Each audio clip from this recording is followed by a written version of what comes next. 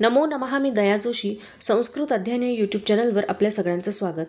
आज आपण पाहणार आहोत इयत्ता 9वीचा अव्ययमाला या घटकाचा भाषाभ्यास. मी इथे प्रश्न देणार नाही आहे. तुम्ही तुमची पुस्तकं घेऊन बसायची आहेत आणि फक्त उत्तर मी सांगणार आहे. चला तर मग सुरुवात करूयात. एक वाक्येन उत्तरत. ईश्वरेण श्रोतुम किम दत्तम. ईश्वरेण श्रोतुम कर्णौ दत्तौ. पुढील प्रश्न हास्यम कीदृशम. हास्यम सुहास्यम. ईश्वरेण विहर्तुम किम दत्तम. त्याचं उत्तर आहे ईश्वरेण विहर्तुम पादयुग्मम दत्तम. त्यानंतर आपण पाहूयात पुढील प्रश्न. तालिकां पूरयत. Kim दत्तम Kim कर्तुम किमर्थम. कर्णौ दत्तौ श्रोतुम श्रवणार्थम श्रवणाय. हास्यम दत्तम वक्तुम वचनार्थम वचनाय. घ्राणम दत्तम घ्रातुम घ्राणार्थम त्यानंतर घ्राणाय. पादयुग्मम दत्तम विहर्तुम विहारार्थम विहाराय. नेत्रे दत्ते द्रष्टुम दर्शनार्थम दर्शनाय. त्यानंतर पुढील प्रश्न बघूयात. मेलनम कुरुत. कर्णः श्रोत्रम. हास्यम तुंडम. घ्राणम नासिका. पादः चरणः. नेत्रम लोचनम. हस्तः करः. पातु रक्षतु. त्यानंतर पुढील जो प्रश्न आहे श्लोक दुसरा यामधला प्रश्न. एक वाक्येन उत्तरत. के दूतत्वं कुर्वन्ति. तर गुणाः दूतत्वं कुर्वन्ति. के केतकीम् आजिघ्रन्ति. षट्पदाः केतकीम् आजिघ्रन्ति. त्यानंतर प्रश्न दुसरा बघा. सत्यं वा असत्यं लिखत. सज्जनाः दूतत्वं कुर्वन्ति. असत्यं. षट्पदाः स्वयं आयान्ति. सत्यं. सज्जनाः केतकी गंधम आजिघ्रन्ति. असत्यम. त्यानंतर प्रश्न तिसरा आहे. समानार्थक शब्दम चिनुत लिखत च. सज्जनाः सत्पुरुषाः. भ्रमराः षट्पदाः आगच्छन्ति आयान्ति. प्रश्न चौथा. विरुद्धार्थक शब्दम लिखत. गुणाः दोषाः दूरे समीपे आयान्ति गच्छन्ति.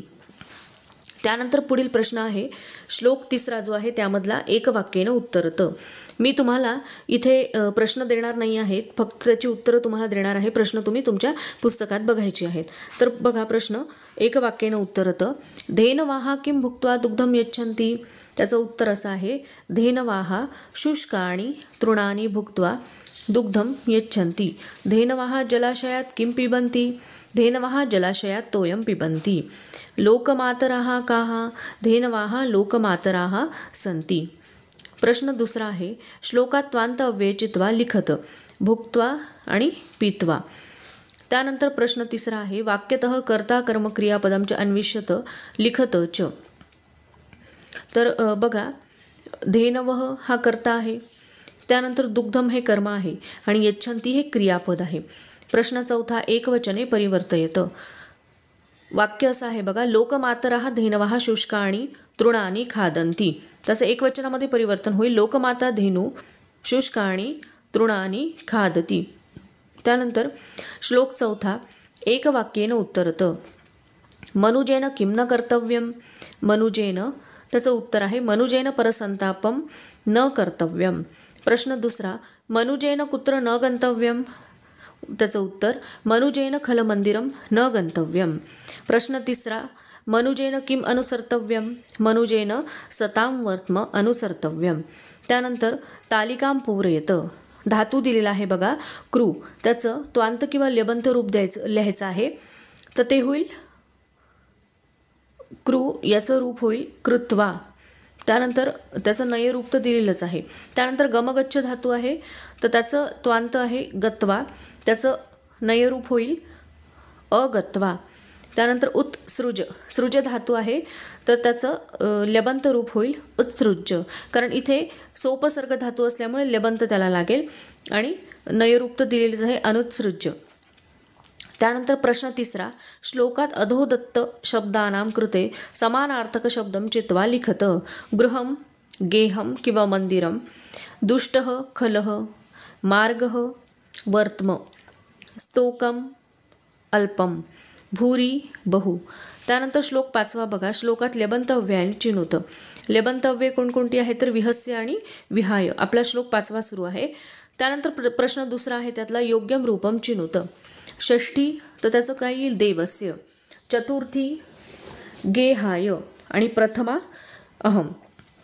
त्यानंतर श्लोक 6 एकवाक्येनं उत्तरत. के कार्यम न प्रारभन्ते. त्याचं उत्तर आहे नीचजनाः कार्यम न प्रारभन्ते. के मध्ये विरमन्ति, मध्याः मध्ये विरमन्ति. के प्रारब्धं कार्यं न परित्यजन्ति, उत्तमजनाः प्रारब्धं कार्यं न परित्यजन्ति. त्यानंतर प्रश्न दुसरा आहे श्लोक 6 मधला. मंजुषातः उचितं पर्यायं चित्वा स्तंभपूर्णं कुरुत. आता बघा इथे कंसामध्ये जी वाक्य दिलेली आहेत किंवा शब्द दिलेले आहेत ते त्या तालिकेमध्ये स्तंभामध्ये भरायचे. बघा कार्यम नीचाः तर कार्यम, त्यानंतर न प्रारभन्ते, नीच लोक जे आहेत तर ते कार्याचा प्रारंभच करत नाहीत. त्यानंतर मध्यमाः कार्यात विरमन्ति आणि उत्तमजनाः कार्यम न परित्यजन्ति. अशा प्रकारे. त्यानंतर प्रश्न तिसरा श्लोकात प्रथमा विभक्ते हे तथा तृतीया विभक्ते हे रूपाणी चिनुत लिखत च. प्रथमा आणि तृतीया विभक्तीची रूप तुम्हाला द्यायची आहे. श्लोक 6 जो आहे त्यामधली तर प्रथमा विभक्तीचे जी रूप आहेत तर ती येईल मध्याः, त्यानंतर प्रतिहन्यमानाः किंवा उत्तमजनाः आणि त्यामधली तृतीय विभक्तीची रूप अशी येतील बघा नीचैः आणि विघ्नैः.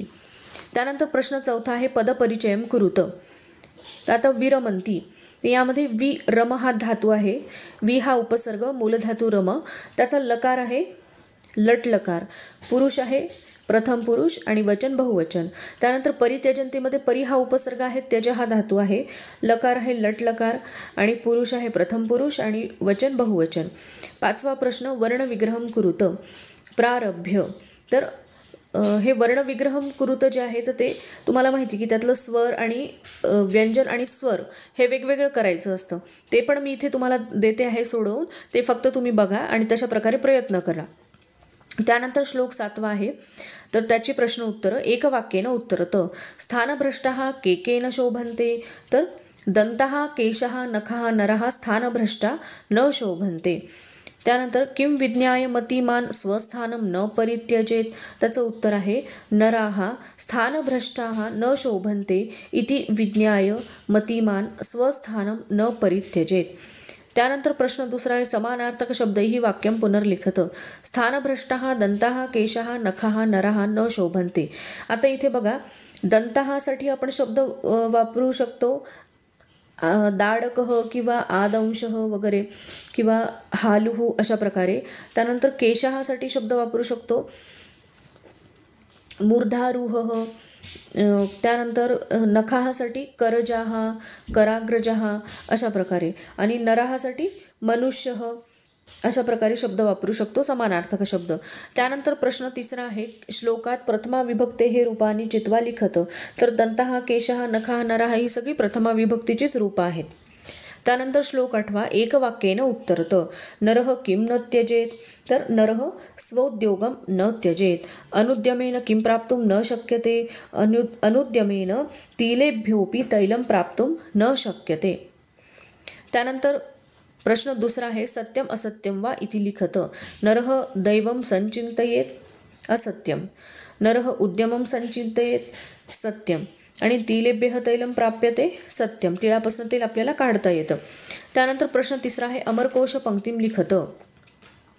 दैवम दैवम ह्याच्यासाठी दैवम दिष्टम भागधेयम भाग्यम नियतीः विधीः अशा प्रकारे अमरकोशामध्ये त्याचे समानार्थक शब्द आलेले आहेत. त्यानंतर नरहसाठी मनुष्या मानुषा मर्त्या मनुजा मानवा नराहा अशा प्रकारे. त्यानंतर प्रश्न चौथा आहे समानार्थक शब्दम चिनोत लिखतच. लब्धुम यासाठी समानार्थक शब्द आहे प्राप्तुम. आलस्यम अनुद्यमः. पुढील प्रश्न आहे वर्णविग्रहम करूत. तो तुमचा होमवर्क तुम्ही करायचा आहे. आपला हा पाठ येथे संपलेला आहे. माझा जर व्हिडिओ तुम्हाला आवडला असेल तर लाईक करा, शेअर करा आणि माझ्या यूट्यूब चॅनलला सबस्क्राईब करा. धन्यवाद.